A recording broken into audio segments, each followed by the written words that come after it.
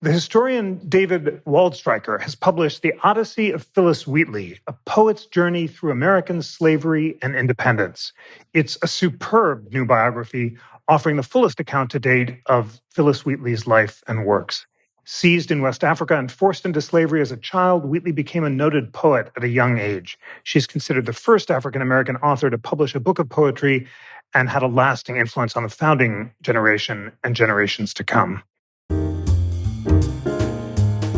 Hello, friends. I'm Jeffrey Rosen, President and CEO of the National Constitution Center, and welcome to We the People, a weekly show of constitutional debate.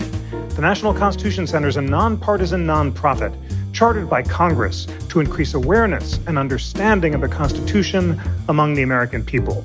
In this episode, I'm joined by David Waldstreicher and the historian Nancy Isenberg. We'll discuss Wheatley's life, the development of her poetry, her influence on the Constitution, and much more. David Waldstreicher is a distinguished professor of history, American studies, and Africana studies at the CUNY Graduate Center. In addition to his recent book, The Odyssey of Phillis Wheatley, he's the author of many other books and articles on slavery, the founders, and more. David, it's an honor to welcome you to We the People. Thank you. It's great to be here.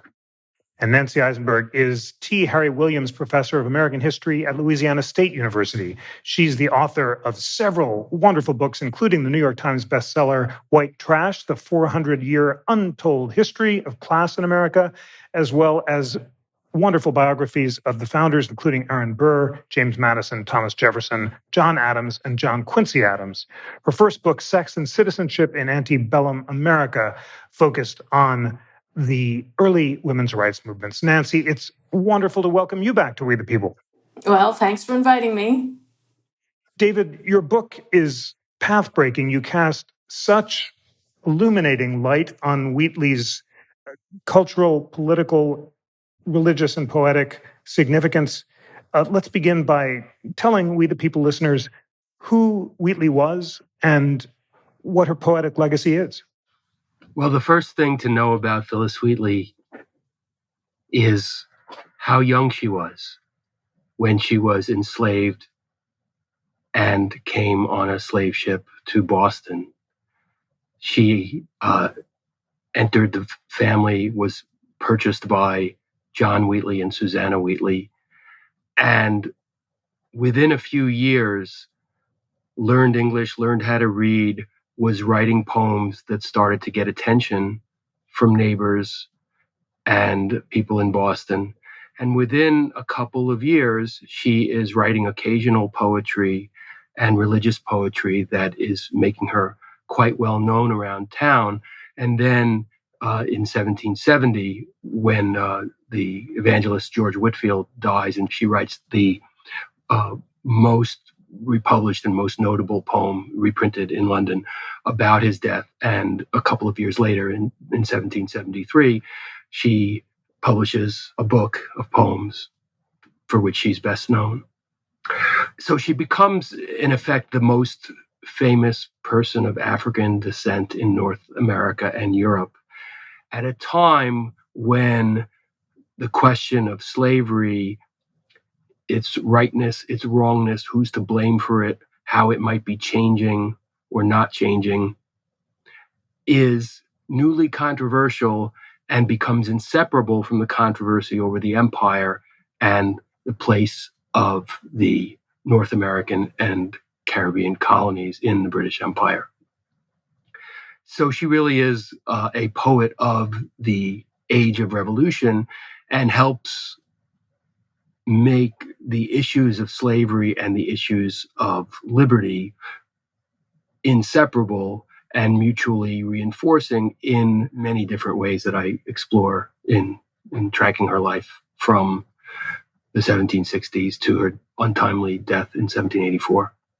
You explore them so powerfully, and you show how the debates about liberty and slavery, that trope that was invoked by the colonists to rebel against Britain, cut in very complicated ways. There were anti-slavery arguments for and against among both Loyalists and Whigs, and the politics were constantly shifting in ways that were reflected in Wheatley's poetry. Nancy Isenberg, maybe introduce us to that debate about liberty and slavery. It was indeed the slogan of the revolution. How did the colonists deal with the hypocrisy of the fact that many of them were enslavers at the same time that they were demanding liberty from Britain? Well, I think that what we forget is that the idea of liberty and slavery was a kind of rhetorical convention. But it, of course, took English critics to point out that, as they said, the slavers were yelping about their liberty at the same time that they were enslaving men and women and children. And that's the other thing that I think is kind of really striking about David's book is he's writing about childhood, which is something we kind of skip over in biographies. And we tend to forget how much, even in Boston, the exploitation of children as laborers was commonplace. I mean, most of the indentured servants who went to New England were children. And then you have the story of Benjamin Franklin and his apprenticeship. So this kind of idea of a child and how integral that was to slavery, because as we know, the work of Kathy Brown has shown that slavery itself was defined in Virginia if you were a slave born of a slave woman.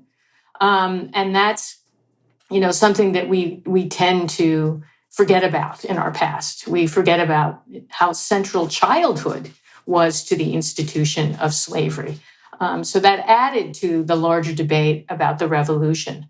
And David does a good job of quoting Benjamin Rush, who's very well known, Pennsylvania, revolutionary, signer of the Declaration of Independence, promoter of female education.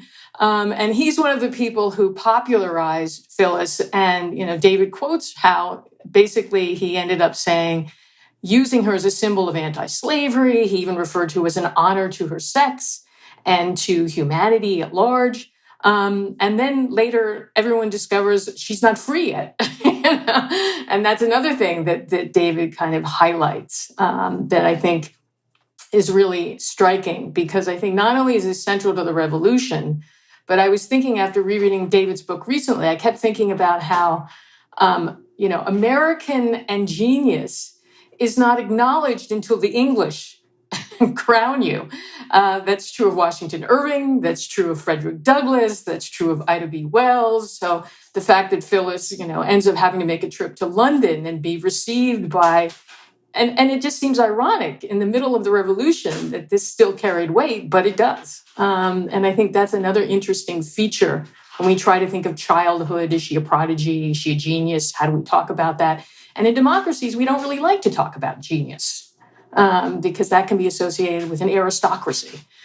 So it has this kind of negative connotation. Like, who do we allow to be geniuses? Is, I think, a question his book raises that touches on gender, race, and class. It's so true about that central role of genius and also the unique role of childhood. I was struck, David, by your noting that during the time of Wheatley's enslavement, a full third of the captives from Senegambia were children, according to their European buyers' definition. Let's take up this question of the debate about liberty and slavery in Wheatley's poems. And you describe an evolution in her poem to the Earl of Dartmouth.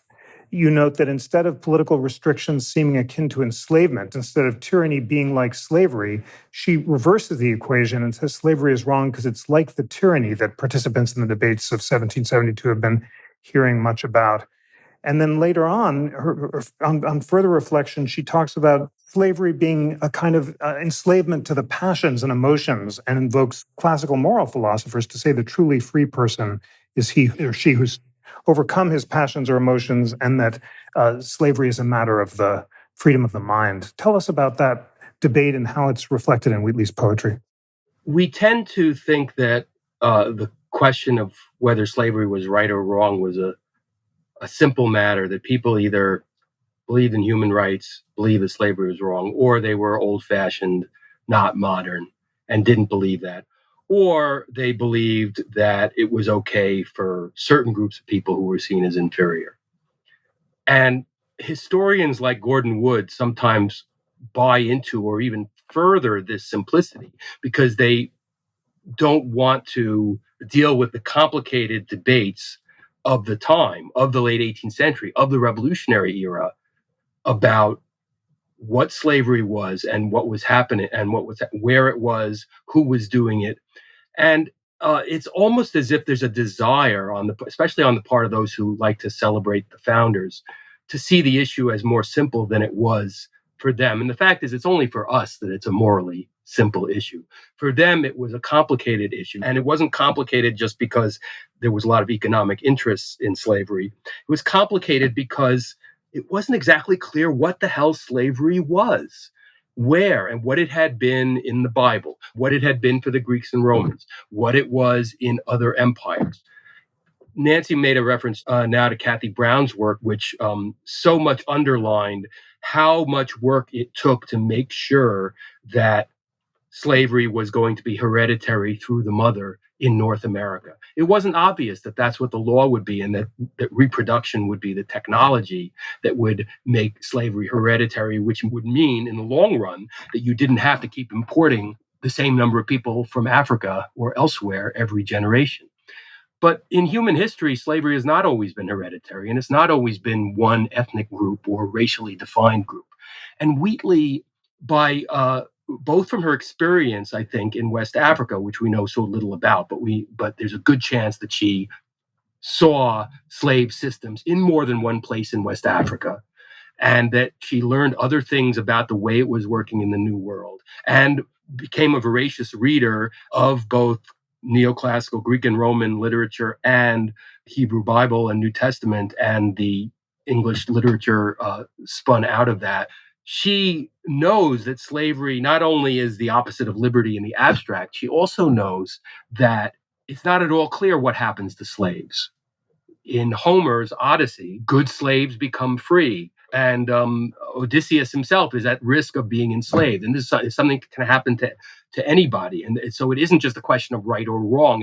It's highly contingent, and it depends. And so that's what she is dealing with. So what you see in the way she deals with slavery directly and obliquely over the course of years, you see her basically trying out religious, secular, literary, political ways of talking about this question, whether, to start with, if you're a literary genius, does that mean if you're a slave, you're going to, that you deserve to become free? Are you different than other slaves?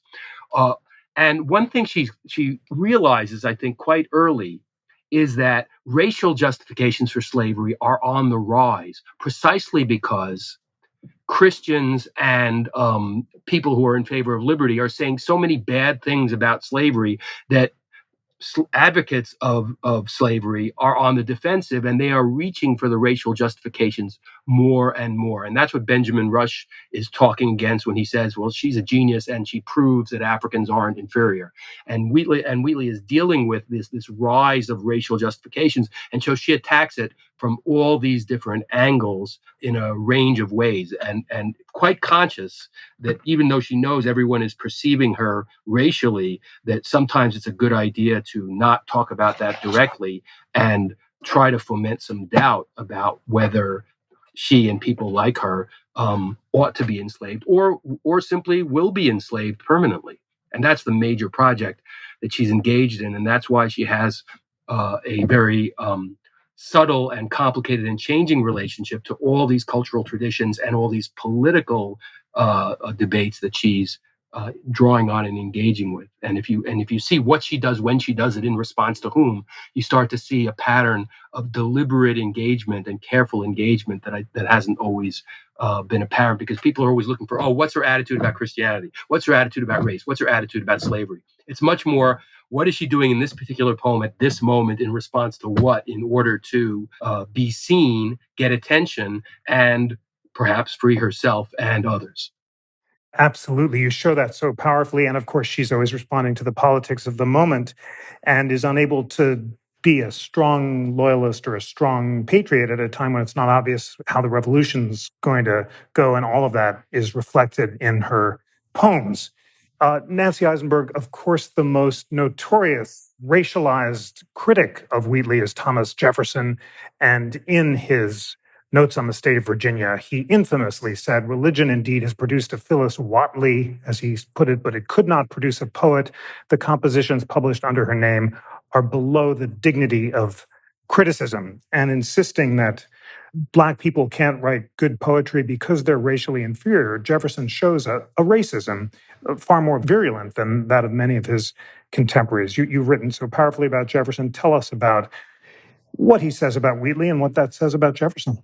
Well, Jefferson even goes to great lengths to argue how, like, Roman slavery was different. Like the argument that David mentioned, that somehow if you could be free at the end, that slavery wasn't a permanent condition. Jefferson, resorts to, he thinks of himself as the 18th century version of a scientist.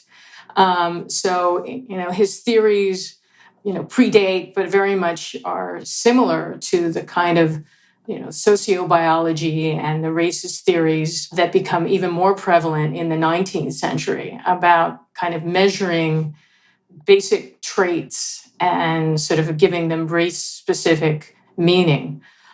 So from Jefferson's point of view, even though he does strange things, like he imagined he could have his slaves learn how to be farmers on their own by having them, live side by side, imported German immigrants, as if they were going to teach them how to be independent and free. Jefferson's theories are, if you, look at the notes on the state of Virginia, he too, it's like what David is saying, he's trying to kind of rationalize certain things, work out certain things, borrowing from certain prevalent theories. I mean, he bends over backwards to try to prove that the New World wasn't inferior, because the Old World assumed that our environment produced small animals and Native Americans were inferior. And then he had to bend over backwards to prove that that wasn't true. But he really is in the foreground of laying forth these arguments in defense of race. And I actually believe he's dismissive of Phillis Wheatley also because she's a woman. It's the combination there, because he has no real respect for, women's intellect. And he sort of was suspicious of that as well. And I think that's the thing, if we get back to the law, one of the big issues in the room is that under, Blackstone's common law was the idea that in the household, there's a very clear hierarchy between masters and servants, husbands and wives, parents and children. This was the social order that would be preserved. And we as Americans adopt everything about the common law. So there's that need for stability and order. This is where conservatives' theory always is rested in. And I think another interesting thing about David's book is, the way in which the revolution brought forward, he has Phillis Wheatley's important line of her poetry, sometimes by simile, a victory is won. And there's all these metaphors about taking down the monarchy, challenging the family metaphors. But at the end, which family metaphors do we want to maintain? And this is something that I think also raises questions. I mean, her identity is about race, it's about servitude, it's about slavery, it's about gender. And I think as David's right, I mean, these ideas are in the air and she's aware of these things and she is kind of negotiating and trying to engage in these larger debates. And that's, I think that David's earlier point is really important, is that we have to kind of understand people in the past in real time and not assume that their ideas are set in stone, from the moment they speak, from their first treatise. And that's kind of what's interesting about reading of her development, her change, the way her arguments respond to, what's going on at the moment. And that means you have to appreciate that 18th century people are not always like us, and they talk in a different way and they think in a different way. And I think that's kind of what's, fascinating, particularly when David spends a great deal of time looking at her words, the importance of words, like the word sable. Why does she use that word? I mean, it's really, I think it's certainly something important to poetry because they think about words. But I think that, trying to figure out the words you choose It's very much thinking about your audience and how you engage, get your audience to pay attention and listen to you when you're talking about something controversial, which is what she was doing. You're so right about how David brings out her meticulous choice of words and how often she's writing in a coded way based on the audiences and messages that she's able to express. David, we've talked about how Rush hailed her as a genius and Jefferson, in a racist way, dismissed her as inferior. You also talk about the general skepticism that she needed to overcome. Tell about the famous examination that Professor Henry Louis Gates called the Trials of Phillis Wheatley, where she was asked to prove that she wrote her own poetry. You showed that it wasn't actually a trial, and also the other instances where she was forced to show she could write her own stuff, like the moment when Thomas Woolridge, the British merchant, asked her to write a poem on the spot, and she was able to do that with dramatic effect. So how did she prove her legitimacy in this racist and skeptical world? So probably the scene or the thing that many people find most vivid about Wheatley's life, and Henry Louis Gates made it the beginning of his Jefferson lecture at the Library of Congress, which became his little book, The Trials of Phillis Wheatley, where trials is a metaphor for what she experienced under white scrutiny as an artist, and then later on at the hands of African-American literary critics and artists, especially in the 20th century, some of whom felt that she wasn't radical or race conscious enough. So that's what trials means for Gates. And it's such a potent metaphor for what she experienced for Gates that he inflates this story that had been told in a young adult novelized biography by Shirley Graham, which had started out as a radio play. This story that she told, where all the dignitaries of Boston meet to decide whether or not Phillis Wheatley has actually written the poems that she says she has, and that the Wheatleys say she has, and so they grill her. They put her under an examination, and Gates makes it sound like it's really like a PhD oral examination. He actually uses that, makes that actual comparison, which is hilarious to us academics, that he would project in that manner. But so it's really literary license. That never happened. Why do we know it didn't happen? Well, not only is there no proof that these guys who later signed this attestation that appears at the beginning of her book that she actually wrote the poems.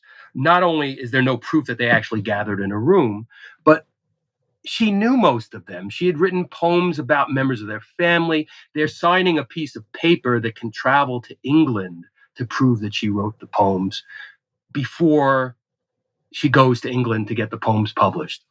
So it's not an actual event. What it is it's a publishing strategy. It's basically promotional material that they have signed. So I try to switch things up a little bit and say, okay, but actually there is a dramatic scene where she has to perform that she wrote her poems. But it's something that happens earlier and sets the stage for her to go to England. And that is when Thomas Woolridge, who is a merchant and a colonial official in West Florida, who's traveling around, and he goes to see Wheatley, and he later writes a letter to his patron, Lord Dartmouth, says, I went to see this young woman who's so amazing, and I asked her to write a poem. She said, come back the next morning. And she gives me this poem that's to Lord Dartmouth. I argue that actually she probably was working on this poem already, because she knows very well that Lord Dartmouth has just been reappointed to be Secretary of State for the Colonies. He's a major British politician who's just come back into power. He's known as being relatively friendly to the colonists at a time when the controversies over taxes are heating up once again. And he's also well known for being a pious Methodist and religious. So she's written celebratory poems about political figures to the king, thanking him for in the repeal of the Stamp Act. She's all primed. She probably knows all about Lord Dartmouth. People in Boston are talking about, oh, this is great. Lord Dartmouth's on our side.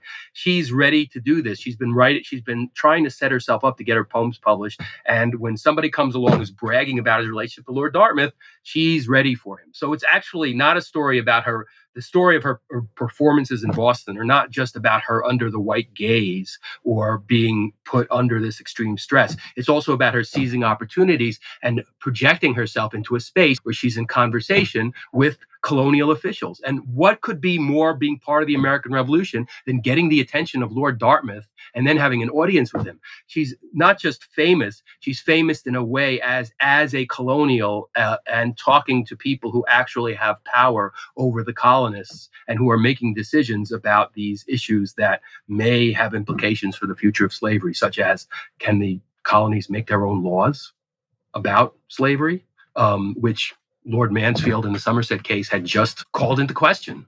So to me, that's the real primal scene. Oh, and I'll just throw in one more thing, which J.L. Bell discovered and which I elaborated on, which is that it's pretty clear that it's probably that she later writes a poem that's almost certainly to Thomas Wooldridge's wife, Susanna Kelly Wooldridge, whose family is American and has American ties. And so probably she's the one who is the connection that gets Wooldridge to come visit. He doesn't talk about her in his letter to Dartmouth, and there's nothing unusual about that. My wife said that I should do this. He's not going to do that. He's saying, I had this great idea to do something you would like, because he's trying to get patronage. This is Wooldridge. But there's a woman, another woman. So many of Wheatley's opportunities get developed out of ties to white women in the colonies. And for example, Countess Huntingdon, who is the patron of George Whitefield and is also a close friend of Lord Dartmouth. So making opportunities out of relationships with women in Boston and elsewhere is central to her story. And that can easily be erased when we stress how it ends up with her in the company of powerful men like Jefferson and Washington and Lord Dartmouth and Benjamin Franklin. Just amazing scenes that you reconstruct, all these opportunities from women, many of whom are called Susanna, as you describe, and just a riveting description of seizing the moment. It's almost like Hamilton writing his famous letter on the hurricane. She had her poem to Dartmouth in her back pocket and was able to produce it on demand, and it made her name. Nancy Isenberg, David Waldstreicher says that Phillis Wheatley was the only Black person to elicit personal responses from the likes of Lord Dartmouth, Benjamin Franklin, George Washington, as well as Jefferson, and she became a political actor as well as an artist and a celebrity. George Washington was far more respectful in his reception of Phillis Wheatley and paid tribute to her genius, although he timed his responses, David says, for the moment that was most likely to enlist the loyalty of Black troops.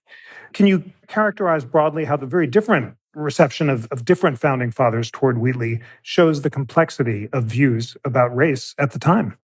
Yeah, I think one of the things that David is very sensitive to is the idea of timing and the consciousness of the public audience that you're trying to reach and the awareness of. I mean, we have this fantasy about the founders, as being geniuses, and every other day they have something brilliant to say. But no, they're very. I mean, scholars have written about the Republic of Letters, the awareness of what your audience is, who you're trying to convince and persuade. We know very well that Jefferson wrote every letter. This is something that Andrew Burstein has written about. Every letter was written so it would be received by the individual he's writing to in a favorable fashion. So they are deeply aware of their audience and deeply aware. And this is what Washington is known as his mastery for, is cultivating his image. And as we tend to forget, all this idea of playing the courtier, playing in a way that is appealing to the standards, the elite standards of the time, we think of that, okay, that's English, that's aristocratic, we abandoned that. But no, this is something that Washington, that led to the reason behind him being president and him having this kind of international reputation and an awareness of that. And I think that this is with Jefferson. Jefferson had a very different identity. He really conceived himself as this intellectual. He wasn't very good speaking off the cuff. And he liked to kind of write careful treatises and arguments. He is the supreme letter writer. But I think that what David's showing us is that meaning is created. And that the founders are not these spontaneous individuals. They are very, even because we think of it as being a kind of more kind of primitive environment in the 18th century. But some of these ideas are very similar today. I mean, because one of the things I think is so fascinating about Phillis Wheatley is the whole culture of celebrity. And now we think of that as a very modern phenomena, but it is not. The idea of the artist, and every artist needs a patron. You can't kind of operate in this world. And this is something that even Jefferson understood. He took young men under his wing, like James Monroe, William Wirt, cultivated and opened doors for them. And as David's written about Benjamin Franklin, when he was on his rise, we think, oh, the self-made man, he did it all on his own. No, he's on the search for patrons. So no one can act completely independent. And I think that the way Phillis Wheatley cultivates powerful women, and David is adding that to the debate, the way in which these personal networks, family networks, kinship, and in Boston, they're obsessed with that, by the way. But the importance of connection as a means for creating the moment, creating the timing of when you can be seen as, a publicly important figure. And what David's trying to show is that, Phyllis just wasn't the pawn. She's not just being manipulated by these people. She's a part of the process, a process that, she's very young in doing this, but this is something young people grew up very quickly in the 18th century. And I think that awareness, it forces us to think about how the founders existed in that environment as well. They have they're not just individuals. They have complex relationships, family relationships. These people can have power too. Private power matters. But they're also very aware of shaping their public image. And celebrity, I think, is kind of really what's unique and another interesting part of the story of Phillis Wheatley. So true. How many of the characters that David describes were acutely conscious of image, drumming up publicity, and how patronage was so central to all of their success. David, of course, one of Phillis Wheatley's important patronesses was the Countess of Huntingdon. They were united by their devotion to George Whitefield, the preacher, and religious themes were central to Wheatley's early poetry, especially beginning with On Virtue. And so many of her early patrons were ministers. You note that 7 of the people who attested to her genius in 1773 were preachers. Talk about the religious theme in her poetry and how it was central to her reception. Early on in some of Wheatley's first poems, you can see her understanding something that women in New England had understood for a long time, which was that even though the role of the minister in congregationalism was unquestionably male, women in various ways could be powerful figures in religious life and could guide their churches, could guide the fate of the minister in any one congregation. And their testimony about themselves and about others, religious testimony and religious words, was a place where they could exercise autonomy. Now, I'm not suggesting that there was any cynicism to this at all. I'm saying that this is the culture. And if we think of Wheatley as someone who was coming from a West African culture in which women speaking, women praising men, praising authority figures, they had scholars of oral traditions and poetry and song in West Africa say this again and again, that women have distinct roles in praising authorities and in mourning. So then she gets to New England and she gets to this culture where poets and women can play these roles. So it helps explain why it is that early on she's writing these elegies for ministers and elegies when people die. And as Wendy Raphael Roberts has said so well in her fantastic book, Awakening Verse, there is a ministerial role that poets have, which is expressed, for example, in the popularity of hymns and writers of hymns like Isaac Watts in the 18th century. And this is one of the roles that Wheatley was inhabiting. And you can see her playing, being the arbiter of questions about what kind of mourning is appropriate. What does God really want us to do? How great was a certain person who died, and why, and what are the implications for what we ought to do in the world to fulfill the legacy of that political or religious or patriarch or matriarch or child who has passed away. So it's sometimes been, and already some people have criticized me for not emphasizing it. It's always the thing about dealing with religion in early America is that there are always people who aren't interested in it, and there are always people who want it to be the whole story, who think it's, they were more religious back then, and that's the most important thing you need to know.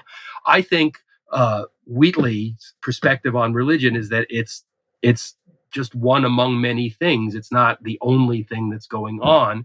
And the interesting thing is how she relates it to other things. So that when she starts to talk about the hypocrisy of the Americans on slavery, which she does, for example, in a letter to her friend Obor Tanner, in a way that's more overt and direct in early 1776 than what she said in her poems, she makes it a religious critique. She does that partly because Obor is even more pious than she is, but she also does it because that is the way to make it stick. It's a universal argument that these modern Egyptians are hypocrites, and God works in mysterious ways, and who knows whether they may pay for their national sins. So whose national sins is she talking about? She might be talking about the British national sins of oppressing the Americans. She might be talking about the American sins of oppressing the Africans, or both at the same time. So religion is always there, but it's not an all or nothing thing. It's an idiom. It's another language that she is working with, and the fact that she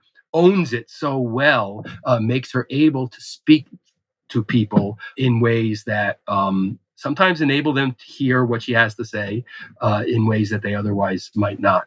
So it's central, and it's a grounding for her. But we can also see her branching out and combining it with other idioms, and that would be the sort of a story about her artistic and personal development that I think is important.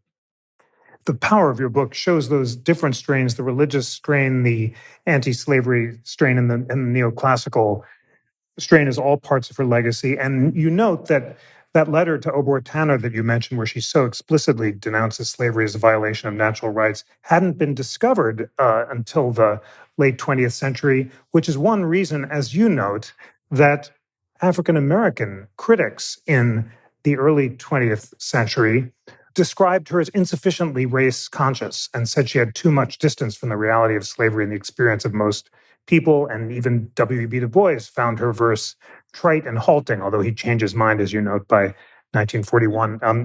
Nancy Isenberg, just describe the shifting reception of Phillis Wheatley and the fact that for much of the 20th century until recently, she was insufficiently appreciated by African Americans as well as by white critics for that reason.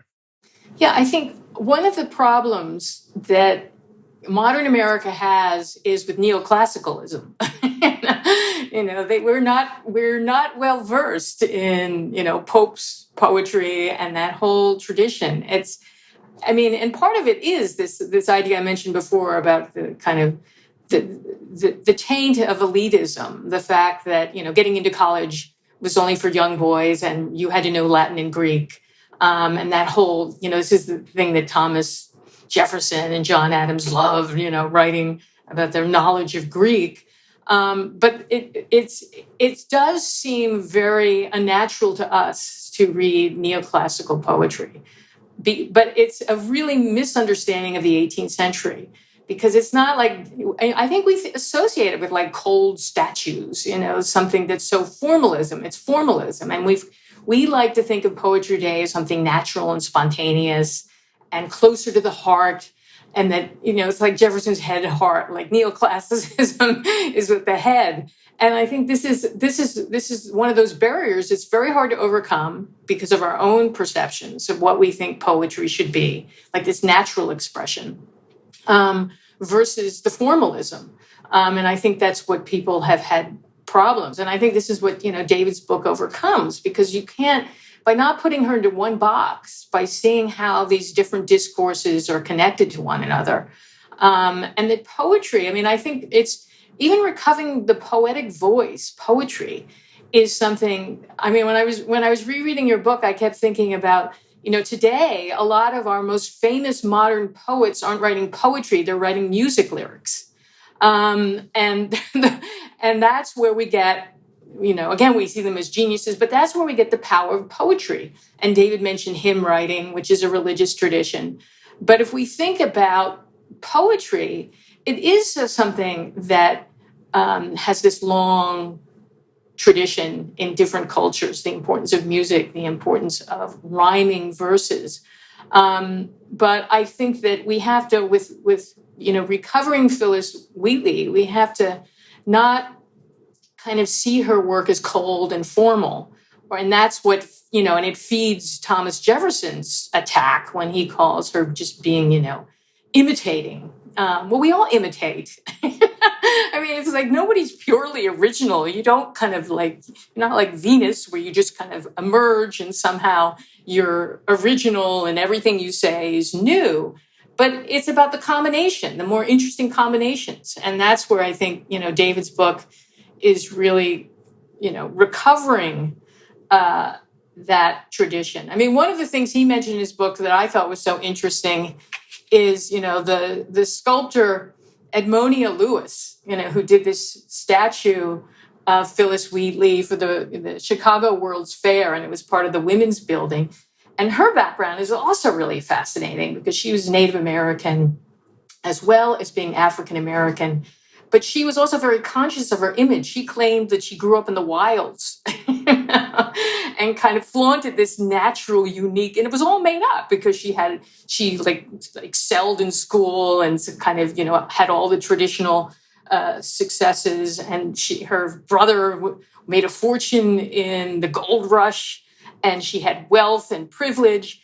But it's, again, that tension where, this is my critique of America. Americans often want the myth. The overblown, the image that suits our needs at the moment, rather than trying to really figure out that most people, when we go back into history, have complicated lives, and they, are interesting when you kind of accept the complexity instead of kind of trying to stick them into one box. And I think part of the reason for the 20th century is that when you have a symbol, you're trying to kind of, it's a political agenda to have a symbol, someone who represents your movement. And, symbols change. And what people want out of symbols is not necessarily always what reflects the historical record. And that's where we kind of need to return and appreciate the historical context and not lose sight of that in the case of Phillis Wheatley. And I think that's what David's book allows us to do. He does indeed so powerfully. David, talk about her legacy as a neoclassical poet, which is so central. And I'll share, if I may, my new book, which will be out next year, is On the Pursuit of Happiness, How Classical Writers on Virtue Influenced So Many of the Founders and Defined America. And I was so struck by how many of them would read these classical writers on virtue, Seneca and Epictetus and Aurelius, and write sonnets of virtue. Hamilton, John Quincy Adams, Mercy Otis Warren are among the founders who, like Phillis Wheatley, wrote classical sonnets of virtue after reading this literature. Oddly, I found myself doing the same thing. And before I knew that they had done this, I sort of summed up the wisdom in little sonnets as well. So there's something about the literature that lends itself to this form, but it's central to Wheatley's legacy. Tell us about her significance as a neoclassical poet. There are two things that aren't really sufficiently appreciated about poetry and neoclassical poetry in the 18th century, and that help explain why she did what she did the way she did it. One is that poetry is popular culture.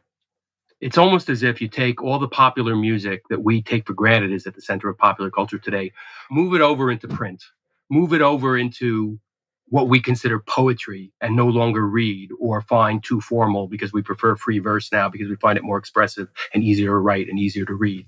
Move all that rhyming stuff that we still like. And, I can't tell you how many people in my lifetime, because I've always been interested in this question as a one-time aspiring college poet, and my mother wrote poetry and my mother wrote poetry that rhymed. And, people would say, oh, I hate that rhyming stuff that I had to memorize in school. The very same people love pop music. Right. And they don't look down on the musicians who write songs that rhyme. They think it's catchy. They like it better, right? So these things split, but they weren't split in the 18th century. Poetry was popular culture. It was newsy. It was occasional, but it was also religious. And it was also the highest art. And this is where the Greek and Romans come in with their aesthetic theories and with their the best that has been thought and said, passed down all these years. And maybe to really appreciate it, you have to learn Greek and Roman, but you don't, because it's all been translated. And it's not just been translated in prose, it's been translated by the best English poets trying to do English equivalents. That's what Alexander Pope is about. That's what makes him a bestseller and famous and kind of a rock star, is these English verse versions of the Odyssey and the Iliad. So it doesn't matter whether Phillis Wheatley knew Greek or Latin. In fact, it's better that she didn't, because it's really the translations that she's riffing on and modeling herself on. So when I started to realize this, and I started to try to read everything that she would have read and known about to try to get at what she was doing, at a certain point, and so Phillis Wheatley gave me the classical education I never had, even though I was an English major in college. At a certain point in listening to books on tape of the Iliad and especially the Odyssey, I realized, wait a minute, slavery is all over this literature. They talk about it all the time, and especially the traffic in women. So if Phillis Wheatley has an experience as a trafficked person, and nobody wants to hear about her experience and her sorrows and the loss of her parents and what horrors she may have seen before and after the voyage at the bottom of a ship, or more likely not at the bottom of a ship, because women and children were let on deck. But in any case, how can she get at a world with slaves and enslaved women and voyages? This literature is not foreign to her. It actually is talking about things. This Mediterranean world is like her Atlantic world. It's analogous. So she wouldn't have been repelled from it. It's foreign. It's too elite. She would have been drawn to it. And I think that the way that she incorporates it and is able to show off her knowledge and understanding of it and riff on it really needs to be seen in that light, that she could use this stuff to talk about things that she couldn't talk about directly. And I think that has to be the starting point, just as much as her conversion to Christianity and her discovery of forms like the elegy and talking to and about ministers. So that's how I see the importance of neoclassical poetry, and which are basically like, you can't even separate the neoclassical from poetry for people in the 18th century. And so back to reference what Nancy said earlier about words, it's very interesting that we're so concerned with what the word choices of the founding fathers were in their legal and philosophical writings that explain their attitudes and their political thought and the Constitution that we have to follow to the letter. But it's very interesting that the grounding, the figuring out of how to use words that so many of these men do was shaped by their interactions with this poetry. So that when we talk about the founders and the classics, I think you're exactly right. Seneca, of course, fine. Aristotle, Plato, all the historians, Livy for John Adams, all those things, but also the poets. And that's part of why Wheatley was so threatening to Jefferson, because I think he recognizes, like, oh wow, she's really there. She's really there. I can't just brush this off. So I'll say she's a religious poet, so I don't have to admit that she's a classical one. Oh, completely. You so powerfully capture the excitement and pop culture significance of poetry at the time. You describe how the Earl of Dartmouth pays for Wheatley to buy 18 volumes of Pope's work, and she reads it on the ship, and that's just the most exciting thing that she could read. And also, you just said so well that through the neoclassical idiom, she was able to express messages that she couldn't otherwise express directly, and that the subtlety of that vehicle that allows her to take moral, political, and religious positions that she can't openly at a time where the shifting politics are perilous is one incredible contribution of your book. Nancy, maybe some thoughts on that as we begin to wrap up this wonderful discussion about how Wheatley's poetry suggests how malleable the politics were between loyalists and patriots, between anti-slavery advocates and defenders of slavery, and how Wheatley had to navigate these shoals, which she did so subtly through her remarkable poetry. This is, again, the story we often don't like to raise, but the fact that the British would end up liberating more slaves at the end of the war than any Americans would. So it's also navigating that tension that, and not necessarily for higher or noble reasons, but it was also kind of considered a war strategy. It was also, David talks about Lord Dunmore, who kind of issued a Declaration of Virginia saying anyone who's an indentured servant or a slave wants to be free. If they come to the British side, they will essentially have their freedom, which, again, turned the Virginians patriots, basically, I think it's Henry Lee who says, well, we better liberate them first before the the British do.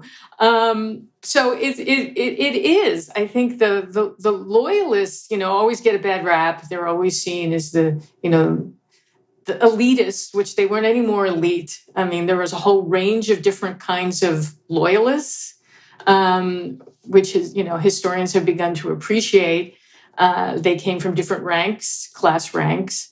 But I think one of the things to think about, there were people who became loyalists who were essentially had the same critique of the British government, and, end up, moving to Canada or, going to Australia and taking their American ideas with them.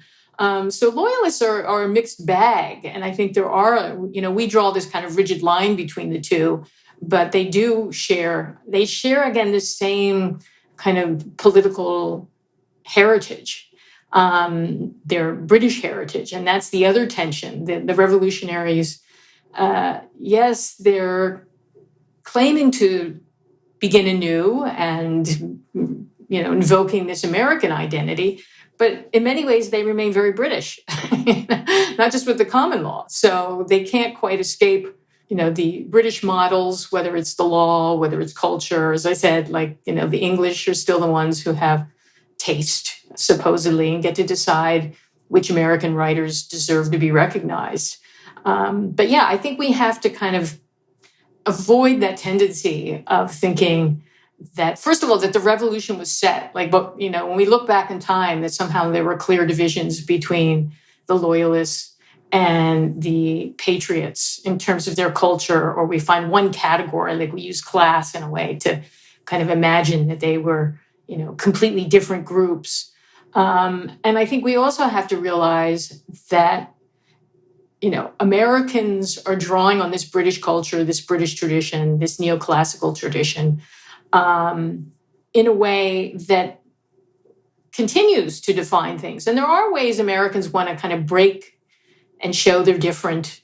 But in many ways, I keep thinking about, John Adams' love of Cicero. He just can't get enough of Cicero. And I think it comes back to that idea when David was talking about how Phillis is living through the Odyssey, that whole idea of analogy. I think the reading process, people could, when they were reading about these people, they had no sense, they didn't mind imitating or reliving, the life of Cicero, where that was kind of considered noble. And I think it's not until the Romantic poets that we really get the emphasis on originality and that everything has to be new. And it's not new, but, the insistence, that it's new, that contributes to that, I think, misunderstanding of how important the classics, Neoclassicism, was to the founding generation. And for, men and women, as David highlights that these translations, I mean, I always love the fact that, John and Abigail are constantly, quoting Shakespeare to one another, and they don't even have to cite it. I mean, they know it backwards and forwards, and they know, if you read their letters, we think of letters as if someone's saying exactly what they think at that moment, but they are very much filtering it through their books and what they've read and storylines and quotes that are like a stepping stone to the bigger theme, the emotional theme or the political theme that they want to get at. So it is this kind of hidden language to us today, but it wasn't hidden to them in the 18th century. The love of the founders for the classics is so palpable. You're so right about Adams and Cicero. And in fact, I was so struck by the fact that Jefferson, Franklin, John Adams, and John Quincy Adams all cited a single book of Cicero as the source of their understanding of the pursuit of happiness, namely the Tusculan Disputations. I can't wait to hear what both of you think about the Pursuit of Happiness book, and would love to have you back to discuss it when it's out. David, last word in this great discussion to you. I trust that we, the people listeners, are excited enough by our conversation to read your superb book, but why don't we send them out with just a few closing thoughts on your part? Maybe I'll ask the obvious question. What did you learn about Phillis Wheatley at the end of this amazing project that you hadn't known at the beginning?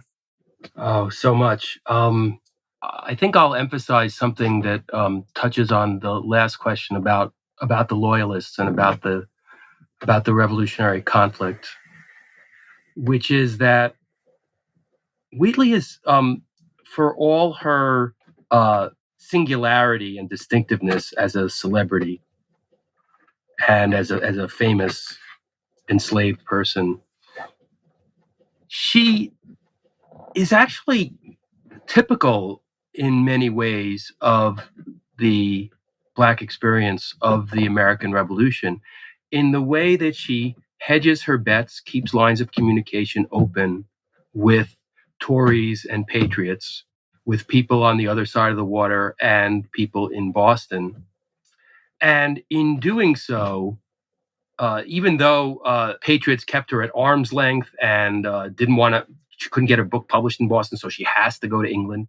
But out of that back and forth, and that dance she has with Franklin and Washington, who neither quite want to embrace her, but can't be seen publicly to be dissing her either, because she's already famous and she's in their spheres. So they engage her, but kind of hedge their bets about what she means, and so that they don't have to have it mean something about the future of slavery.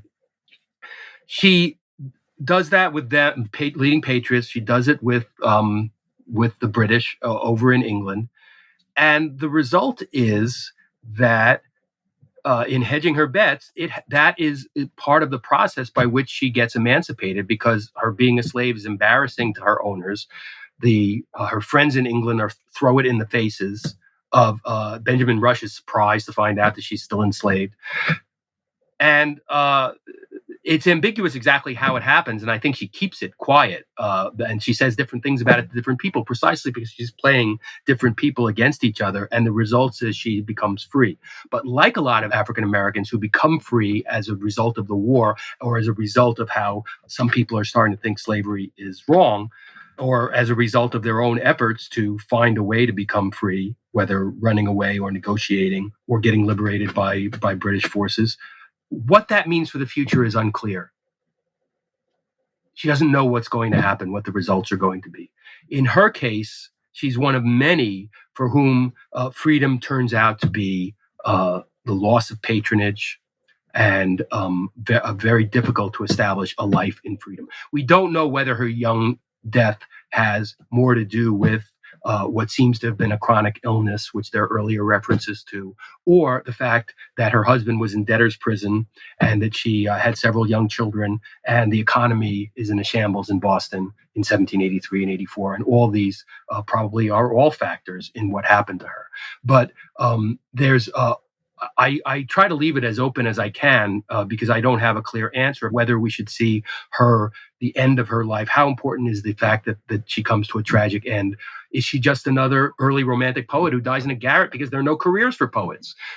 poetry is popular, but that doesn't mean that like there are going to be royalties for her, even if she's famous. But she's not the only one. She's actually typical in that regard too. So she's actually, even though she's very unusual, she's a great example of the open-endedness of the American Revolution, the way it's going in both anti-slavery and pro-slavery directions, and that has a tremendous impact on all African Americans in that time. And it's also maybe a useful way for us to, given the debate we now have on whether the revolution itself was pro-slavery or anti-slavery or liberatory or more of a colonizing and racist juggernaut. Maybe the open-endedness and the way that things are going in multiple directions at the same time that we see with her maybe provide us a way out of what is maybe becoming a stale or too stark debate between everything being good or everything being bad in how we think about the founding. The open-endedness is indeed a liberation from those stale categories, and that is one of the many contributions of your path-breaking book, The Odyssey of Phillis Wheatley. Thank you so much, David Waldstreicher, for joining us. Thank you, Nancy Isenberg, for being such a great interlocutor. And thanks to We the People listeners for tuning in. Please check out David's book. It's marvelous. David, Nancy, thank you so much. Thank you. Thank you.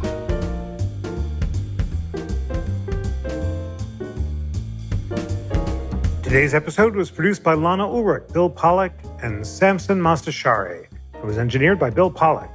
Research was provided by Yara, Daraiseh, Lana Ulrich, Samson Mostashari, Tomas, Vallejo, Connor Rust, and Rosemary Lee. Please recommend the show to friends, colleagues, or anyone anywhere who's eager for a weekly dose of constitutional debate.